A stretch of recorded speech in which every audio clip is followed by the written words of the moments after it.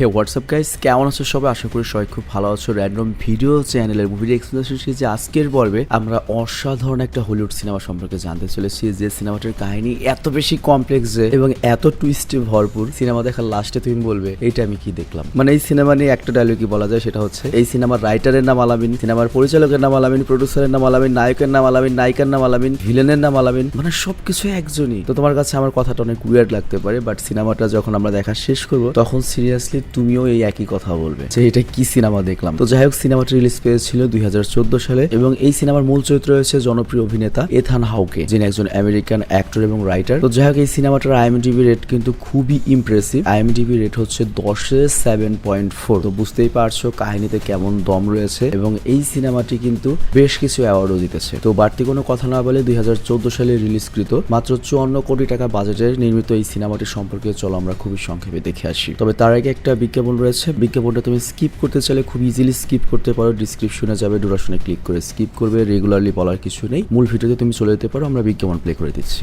তো গাইস, আজকে আমরা একটা 100% রিয়েল সাইট সম্পর্কে জানতে চলেছি, যেখানে রেজিস্ট্রেশন করে অ্যাকাউন্ট ভেরিফাই করলে পাবে জিলিতে 20টা ফ্রি স্পিন। আর বাংলাদেশে খুবই জনপ্রিয় এবং বিশ্বস্ত ওয়েবসাইট হচ্ছে বেটচিলি অ্যাপ, যার ব্র্যান্ড অ্যাম্বাসেডর হচ্ছে বিখ্যাত অভিনেত্রী সানি লিওনি। আর এখানে তুমি প্রতি রেফারে পাবে 1000 টাকা আনলিমিটেড, ফেসবুক রিভিউ করে পাবে 150 টাকা একদম ফ্রি, আর তাছাড়া তোমার জন্মদিনে পাবে 5000 টাকার জন্মদিন বোনাস। আর এছাড়াও তুমি অ্যাফিলিয়েট প্রোগ্রামে অংশগ্রহণ করে 50% কমিশন ইনকামও করতে পারো। আর তাই সকল বোনাস পেতে আমাদের যে পিন কমেন্ট রয়েছে সেখান থেকে বেটচিলি অ্যাপ বিনামূল্যে রেজিস্ট্রেশন করো এবং অসংখ্য বোনাস নিয়ে তুমি তোমার উপার্জনের যাত্রা শুরু করো। তবে আমরা যে বিজ্ঞাপনই দেই না কেন, তোমরা জেনে শুনে বুঝে তারপর সেখানে যাবে। তো বিজ্ঞাপন শেষে আমরা মূল ভিডিওতে ফেরত আসলাম। তো এই গল্পটা মূলত হচ্ছে টাইম ট্রাভেলের কাহিনী নিয়ে এবং এই গল্পে এমন একটা জিনিস আমাদের বোঝানো হয়েছে, সেটা হচ্ছে ধরো তুমি একটা পোলাপান মানুষ, তোমার কাছে একটা পিস্তল রয়েছে বা একটা পিস্তলের লাইসেন্স পেয়েছো। তো কি কি সমস্যা হতে পারে? তখন মাথা গরম হয়ে যাবে, যে কোনো সময় যে কাউকে খুন করে ফেলতে পারো, মানে সমস্যাই বেশি হবে। ঠিক সেরকম তোমার কাছে ধরো টাইম মেশিন রয়েছে, তুমি ইচ্ছা মতো যেখানে ইচ্ছা সেখানে যেতে পারো। তো ওই টাইম মেশিন যদি কোনো মানুষের কাছে থাকে তাহলে কি কি সমস্যা হতে পারে এবং কি কি ঝামেলা পাকাবে, এটাই আমরা এই সিনেমাতে দেখতে পাবো। তবে এটা মোটেও কমেডি সিনেমা নয়, খুবই সিরিয়াস সিনেমা। তো এই সিনেমা যখন শুরু হয় তখন আমাদের বলা হয় এই লোকটির নাম হচ্ছে জন, আমাদের এই সিনেমার মূল চরিত্র, এবং এই সিনেমার টাইমলাইন হচ্ছে 1992 সাল। তো আমাদের দেখানো হয় 1992 সাল থেকে জনকে 1975 সালে পাঠানো হয়। অ্যাকচুয়ালি 1975 সালে একটা ব্লাস্ট হয়েছিল, আর ওই ব্লাস্টে অনেক মানুষ মারা গিয়েছিল, মানে সিরিজ বোমা ব্লাস্ট হয়েছিল। তো প্রথম যে বোমাটা ব্লাস্ট হয়েছিল ওই সময়ই ওই বোম ব্লাস্টারকে ধরার জন্য জনকে পাঠানো হয় 1975 সালে টাইম মেশিনের মাধ্যমে। আর জনকে ওই লোকটিকে গিয়ে হাতে নাতে ধরতে হবে, যাতে পরের যার বোমা সিরিজ বোমাগুলো সেগুলো আর অ্যাটাক না হয়। তো জন টাইম ট্রাভেলের মাধ্যমে 1975 সালে চলে আসে এবং বোম যে জায়গায় রয়েছে সেটা পেয়েও যায়, কারণ ভবিষ্যতে সবাই জানে বোম কোন জায়গায় ফুটেছিল, আর ওকে ওটা ডিফিউজ করতে হবে, সাথে বোম ব্লাস্টারকেও ধরতে হবে। কিন্তু ও যখন সেটা ডিফিউজ করতে যায় তখনই সেখানে আরেকজন লোক চলে আসে এবং সে করে কি জনের উপর বন্দুক তাক করে। তো শুরু হয়ে যায় ওদের মধ্যে বন্দুক নিয়ে মারামারি, কিন্তু এই লড়াইয়ের মাঝে যেটা হয়, বোমটা তো আর ডিফিউজ হয় না এবং বোমটা ব্লাস্ট হয়ে যায় এবং এর ফলে জন যে 1992 সাল থেকে 1975 সালে গিয়েছে তার মুখ পুরোপুরি ধ্বংস হয়ে যায়, পুড়ে যায়। আর তখন তার কাছে আরেকটা লোক আসে এবং আমরা দেখতে পাই ওই লোকটা করে কি জনকে জনের যে টাইম মেশিনটা ছিল, যেটার মাধ্যমে এখানে এসেছে, সেই টাইম মেশিনটা দেয়। আর ওই টাইম মেশিনের মাধ্যমে জন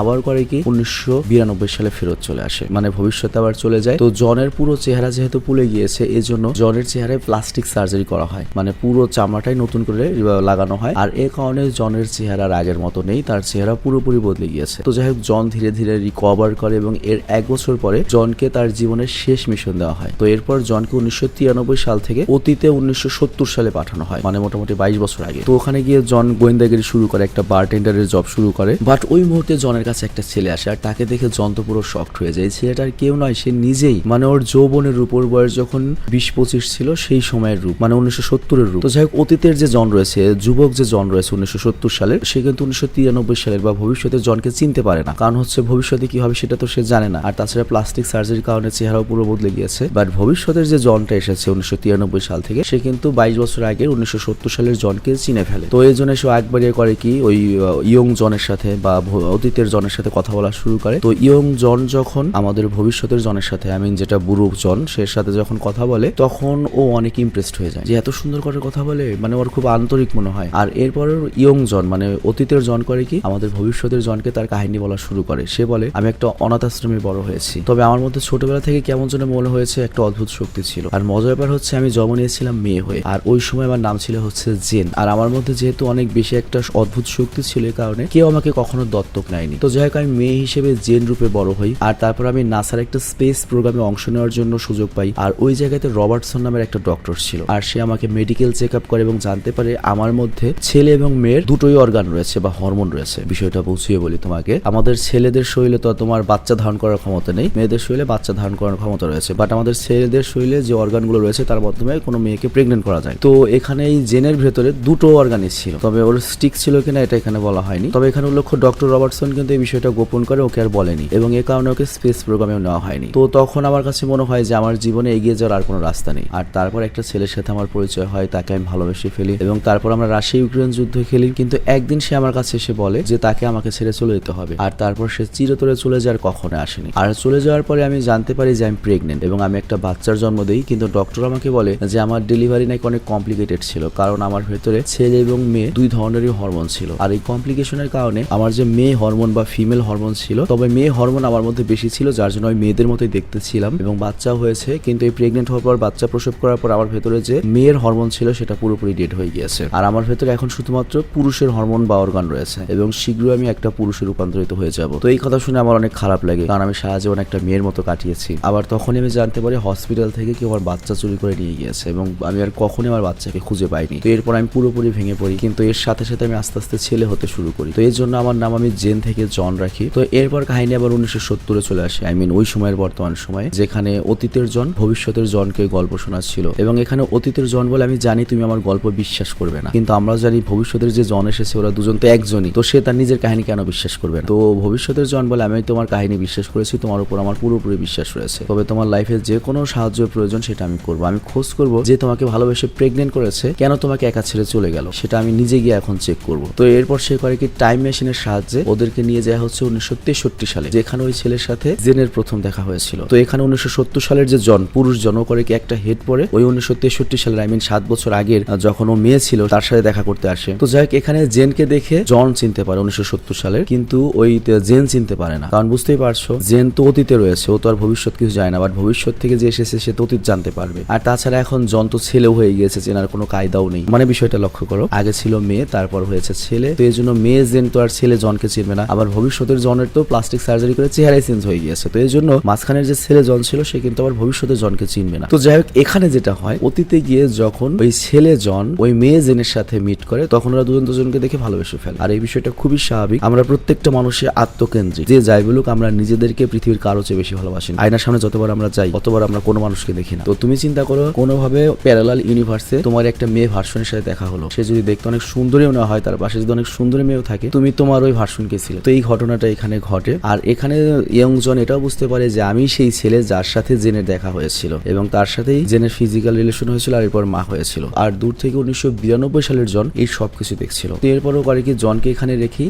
ইয়ং জনকে এখানে রেখেই টাইম ট্রাভেল মেশিনের মাধ্যমে আবারও 1975 সালে চলে যায় ওই বোমটা ডিফিউজ করার জন্য, যেটা সে আগের বার ডিফিউজ করতে পারেনি, উল্টো চেহারা নষ্ট হয়ে গিয়েছিল। তো সেখানেও যখন পৌঁছাও দেখতে পায় ওখানে কেউ বোম প্লান্ট করছে। তো সে তার পেছনে পেছনে যায়, দুজনের মধ্যে মারামারি শুরু হয়। তো ওখানে যে বোম লাগাচ্ছিল তার নাম ছিল হচ্ছে ফিজার বোম্বার, প্রতীকী নাম আর কি। তো ওদের দুজনের যখন মারামারি হচ্ছিল, তখনই 1992 সাল থেকে আসা জন এখানে জ্ঞান হারিয়ে ফেলে, আমাদের ভবিষ্যৎ থেকে যে জন এসেছে। বাট তখন 1992 বা 93 সালে থেকে আসা জন দেখতে পায় তার সামনে একটা লোক পড়ছে এবং তার কাছে একটা টাইম ট্রাভেল মেশিন রয়েছে। তো ও করে কি, দ্রুত ওই লোকটা টাইম ট্রাভেল মেশিনটা দিয়ে দেয় এবং তারপর ওই লোকটা করে কি, টাইমার সেট করে আবার 1992 সালে ফেরত আসে। আর এইখানে জন পুরো শক্ট হয়ে যায় এটা বুঝতে পেরে যে ও এর আগের বার যখন 1975 সালে এই বোম ডিফিউজ করতে এসেছিল এবং ওর চেহারা পড়ে গিয়েছিল এবং যে লোকটাকে সাহায্য করেছিল টাইম মেশিন দিয়ে, সেটা আর কেউ নয়, সেটা জন নিজেই ছিল। তো এটা জন জানতে পেরে পুরো শকড এবং অবাক হয়ে যায়। আর তারপরও করে কি, আবার টাইম ট্রাভেল মেশিনের মাধ্যমে ওই সময়ে যায় যখন জেন একটা মেয়েকে জন্ম দিয়েছে। আর তারপর জন করে ওই মেয়েকে হসপিটাল থেকে চুরি করে 1945 সালে নিয়ে যায় এবং ওই অনাথ আশ্রমে ছেড়ে দিয়ে আসে যেখানে ছোটবেলায় জন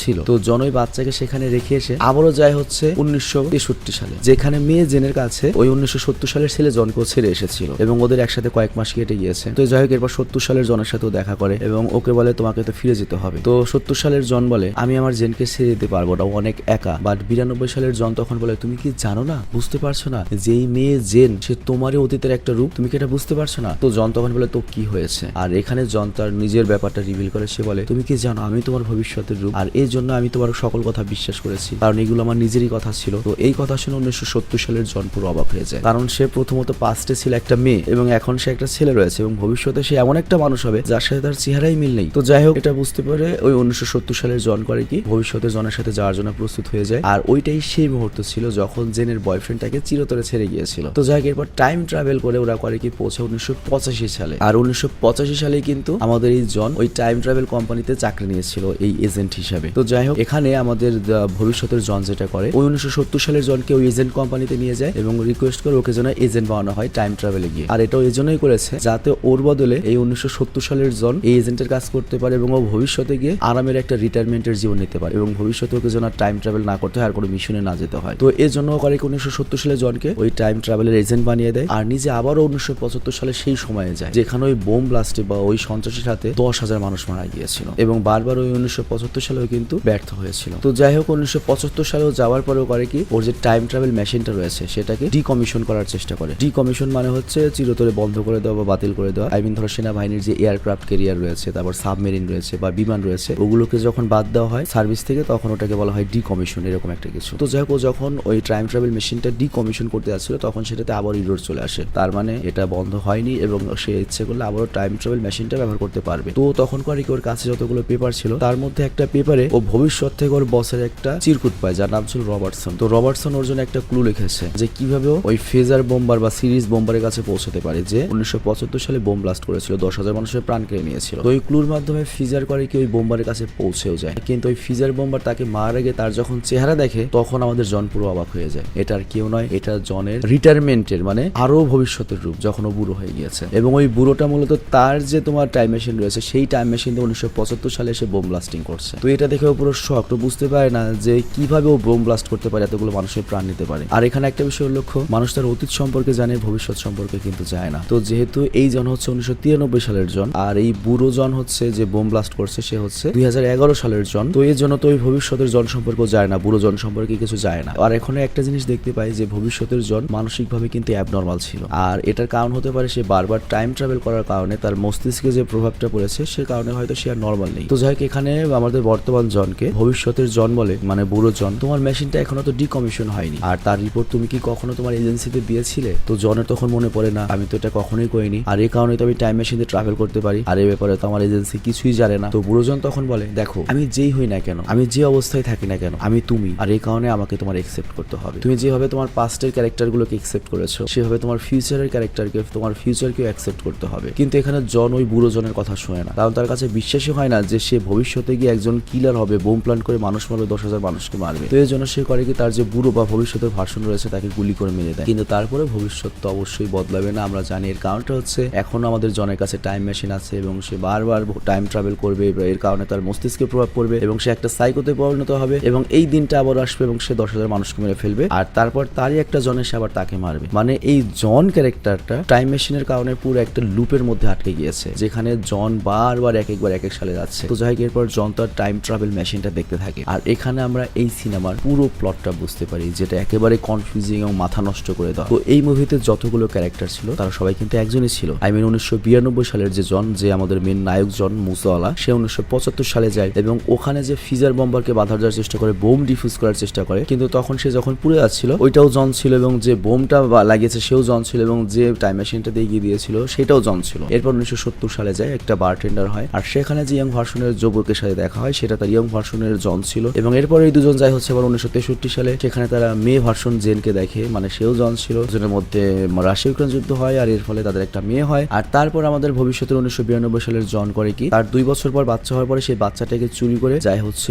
অতীতে গিয়ে ওই বাচ্চাটিকে অনাথ আশ্রমে রেখে আসে এবং ওই বাচ্চাটাই জেন ছিল যে ভবিষ্যতে পুরুষ হয়ে জন হবে। আর তারপর 1970 সালে জেন জনকে ছেড়ে 1992 সালে জনের সাথে 1985 সালে এজেন্ট হওয়ার জন্য এজেন্ট অফিসে আসে আর তারপর নিজে আবার চলে আসে 1975 সালে। তো এই যে একটা তোমার টাইম লুপ, এই টাইম লুপে জন আটকে পড়েছে এবং এই সিনেমার প্রত্যেকটা চরিত্রই হচ্ছে জন এবং এটা এমন একটা টাইম লুপে সে আটকা পড়েছে এই টাইম মেশিনের কারণে যে কখনোই কোনো দিন ওই টাইম লুপ থেকে বেরোতে পারবে না। এবং সিনেমার লাস্টে আমাদের দেখানো হয় যে জনের কাছে এখনো টাইম ট্রাভেল মেশিন রয়েছে, তার মানে জন লাগাতার টাইম ট্রাভেল করতে থাকবে এবং তার এজেন্সির কাছে কোনো ক্লু নেই, তার এজেন্সি কিছুই যায় না এবং এইভাবে এই লুপটা সারা জীবন চলতে থাকবে। তো যাই হোক, আমি জানি এই সিনেমার কাহিনী তোমাদের মাথার উপর দিয়ে গিয়েছে, মাথার উপর দিয়ে না গেলেও সিনেমার কাহিনী বুঝতে পেরেছো, কিন্তু এই সিনেমার কাহিনী যে ভাই লিখেছে সে তো ভাই পুরো মাস্টারপিস এবং এই ধরনের সিনেমা সাধারণত ক্রিস্টোফার নোলান নামে একটা ডিরেক্টর রয়েছে, সে এরকম সিনেমা তৈরি করে থাকে এবং তার উল্লেখযোগ্য কয়েকটা সিনেমা হচ্ছে Inception, Interstellar, Oppenheimer, The Dark Knight, Tenet, Dunkirk, The Dark Knight Rises, Batman Begins, Prestige, Insomnia, এসব অসাধারণ সিনেমা। এবং আমি রিকোয়েস্ট করবো আমি যেগুলো সিনেমার নাম বলেছি আমাদের এডিটর জন্য সেই সিনেমাগুলোর পোস্টার অন্তত দেখিয়ে দেয়। তো আমি বিদায় নিচ্ছি, ভালো থেকো, সুস্থ থেকো এবং বলবো অবশ্যই যে এই কাহিনীটা কেমন লেগেছে। ঠিক আছে, আল্লাহ হাফেজ, বাই বাই।